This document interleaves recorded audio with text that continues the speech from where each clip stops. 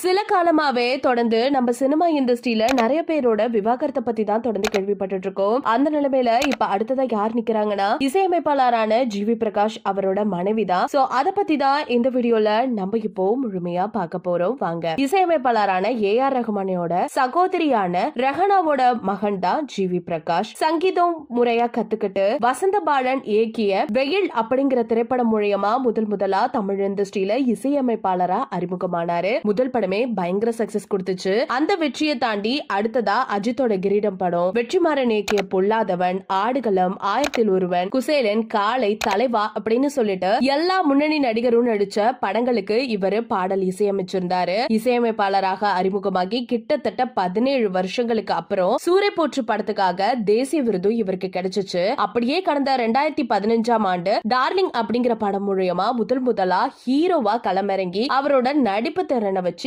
பிச்சு உதறிட்டாரு. இதனாலேயே இவருக்கு தனிப்பட்ட ரசிகர்கள் இன்னைக்கு இருந்துட்டு இருக்காங்க. ஹீரோவா ஒரு பக்கம், இசையமைப்பாளரா ஒரு பக்கமா தமிழ் இண்டஸ்ட்ரியில பயங்கரமா சர்வே பண்ணிட்டு வந்த ஒரு பர்சன் தான் ஜிவி பிரகாஷ். அதுக்கப்புறம் பாடகி சைந்தவியை காதலிச்சு திருமணம் செஞ்சுக்கிட்டாரு. இவருக்கு கடந்த 2020ஆம் ஆண்டு அன்வி அப்படிங்கிற ஒரு பெண் குழந்தையும் பிறந்துச்சு. ஜிவி பிரகாஷ் மற்றும் சைந்தவி சேர்ந்து நிறைய ரொமான்டிக் சாங்ஸ் எல்லாம் பாடினதெல்லாம் நமக்கு நல்லாவே தெரியும். தற்போது இவங்க ரெண்டு பேருமே கருத்து வேறுபாடு காரணமா கடந்த சில மாதங்களா பிரிஞ்சுதான் வாழ்ந்துட்டு வந்துட்டு இருக்காங்களா. என்ன ரீசன் அப்படின்னு அபிஷியலா தெரியல. ஆனா இவங்களுக்குள்ள சீக்கிரமாவே டிவோர்ஸ் நடக்க போகுது அப்படிங்கிற செய்தி தான் இப்ப சோஷியல் மீடியால பயங்கர வைரலா போயிட்டு இருக்கு. இத பத்தி அவங்க அபிஷியலா சொன்னா மட்டும் தான் தெரியும். சோ நீங்க இத பத்தி என்ன நினைக்கிறீங்க?